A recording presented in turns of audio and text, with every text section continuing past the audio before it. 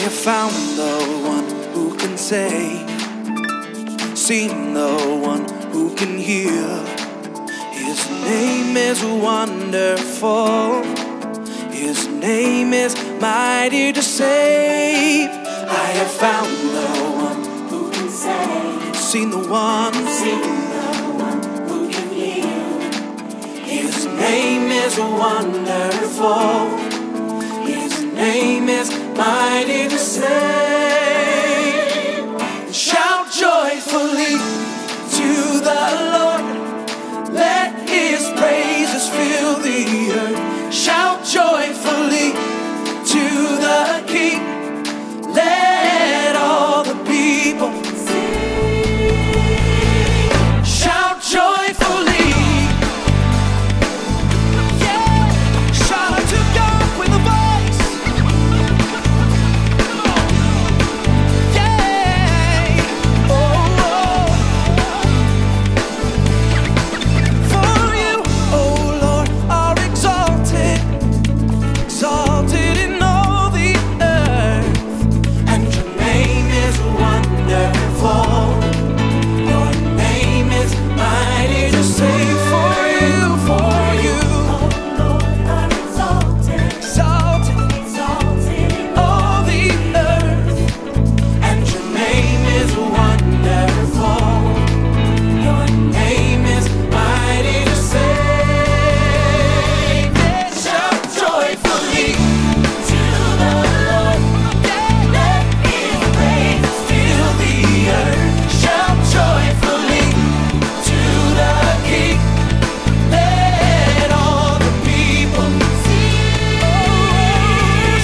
Shout joyfully to the Lord, let his praises fill the earth. Shout joyfully to the King, let all the people sing. Shout joyfully.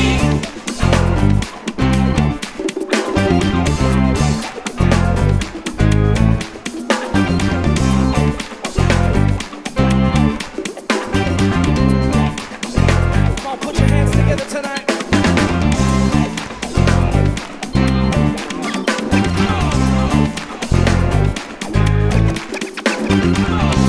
Oh, yeah. Lord, we praise you forever. You are mighty, mighty to deliver. Lord, we praise you. Lord, praise you, Lord. Praise you forever. You are mighty, you are mighty. You are mighty. Oh, yeah. Mighty to deliver. Oh, sing it then, Lord, we praise you. Oh, we praise you. Praise you forever. You are mighty. You are mighty to deliver. Mighty to deliver. And your name is wonderful. Your name is mighty to save. Shout joyfully to the Lord, let his praises fill the earth.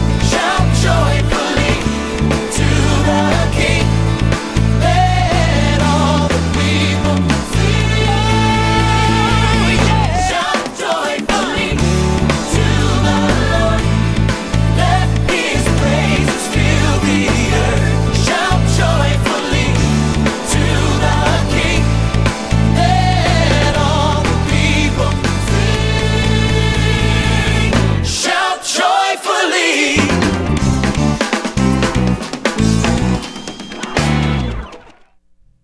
All right, today we're taking a look at Shout Joyfully in the key of D.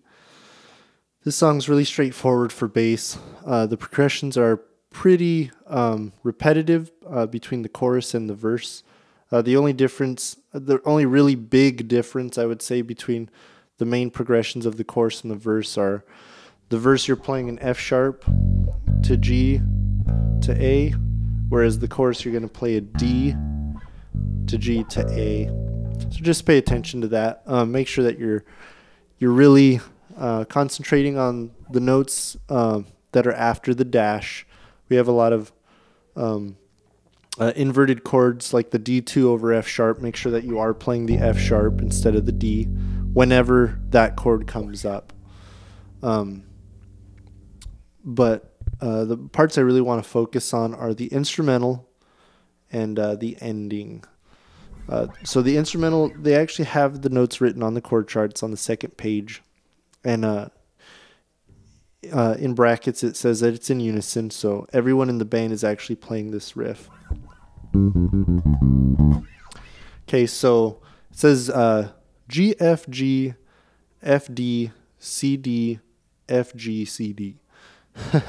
So the notes are there if you need to know them, but we'll go through the actual riff.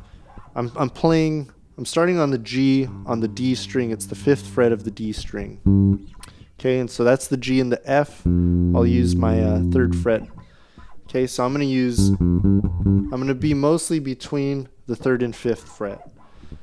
So this is where I'm starting the riff. Then the D that I'll use is going to be my 5th fret of A string.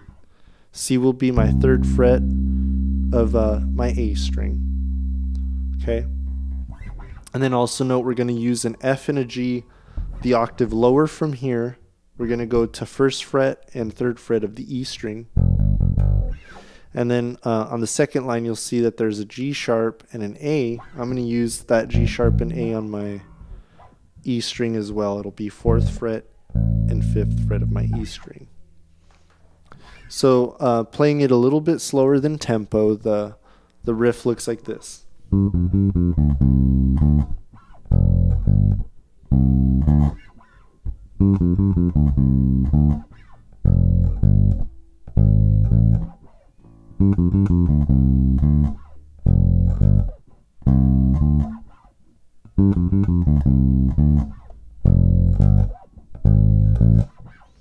Okay, so just kind of naming out the notes. G, F, G, F, D, C, D. Okay, so that's the first part.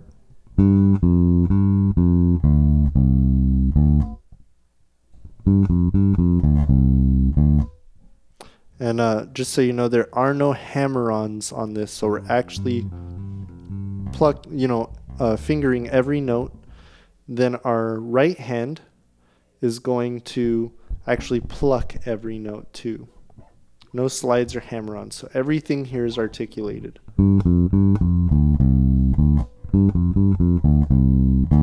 Okay, so that's the first part. Second part, F to G, the octave lower, and then C to D. So that first line looks like this.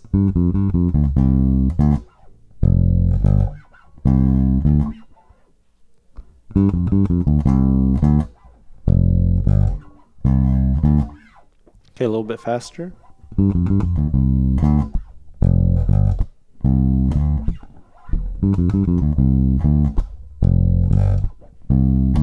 Okay, a little bit faster.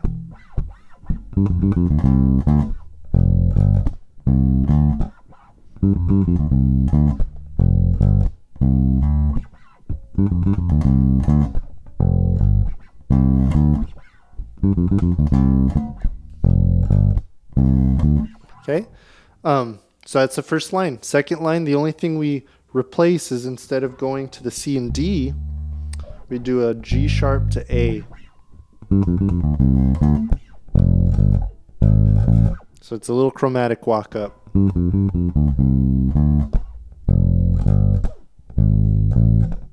Okay, so just to note, the way that this thing repeats itself is they'll play the first line and the second line, so they're alternating, and then it'll repeat back at the first line.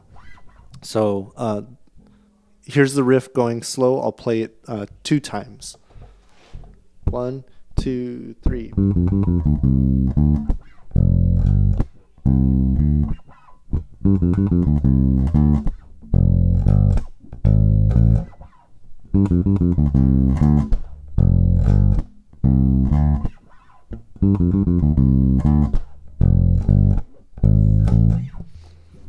All right. So that's the riff for the instrumental section. Again, the bridge is pretty self-explanatory. And you can listen to the track for rhythm there. The tag that's written on the second page, it's really just the ending of the verse. So nothing special about that. It's played exactly like it is played in the verse. And that's just used to take us out of the bridge and get us back into the chorus. So it almost acts as a pre-chorus, but just want to point that out. So now we move on to the ending of the song. So it's almost, it's a lot like the instrumental riff. So we keep that same first half of it. But when on the part where we'd actually go to F to G, we're actually going to do a walk down from C to B. Little chromatic walk down.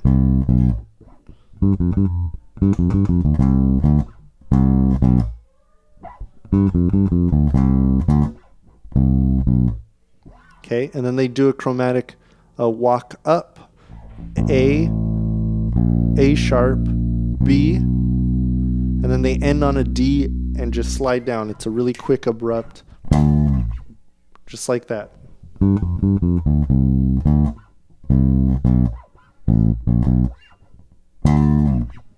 Okay, one more time slow.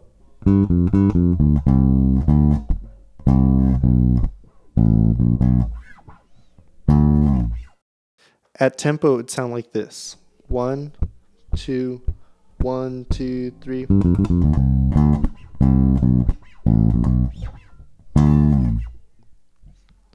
All right, so I do want to note for both the instrumental and the ending riffs, make sure that you're practicing them slow.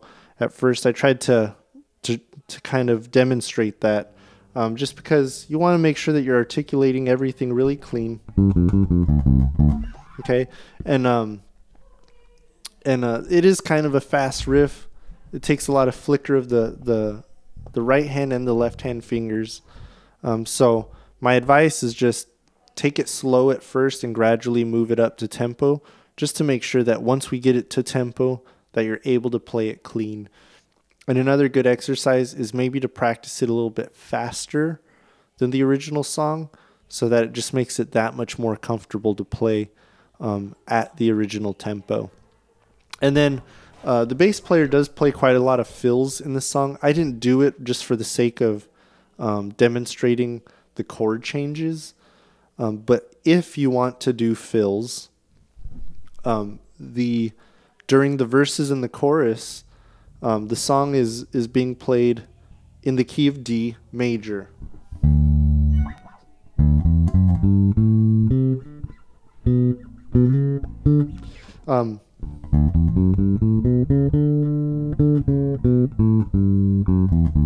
So that scale would be a good one to use for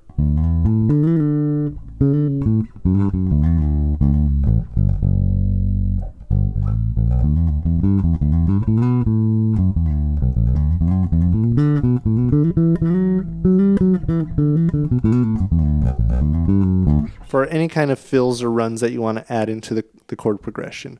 Okay, so that's D major. During the instrumental, you're not really going to play anything outside of what's being played in that riff, but the bridge, you can play a D minor pentatonic.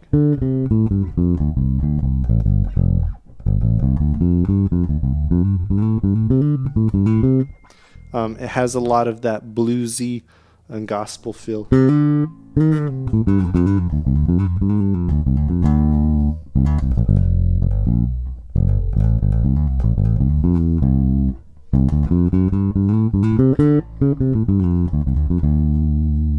Okay, so like I said, if you want to add runs, if you want to add licks in there and try to improvise, just remember it's D major over the verses and the chorus, and during the bridge you can play a D minor pentatonic over that dominant 7 bluesy feel. All right, so I hope whatever I showed you today is helpful. I really enjoy playing this song. If you get a chance, maybe work some of those scales and licks over the chord progressions just for fun. It's always good to kind of know how to add that stuff in. But again, I hope you enjoy this song, and make sure you do practice. All right? Thank you.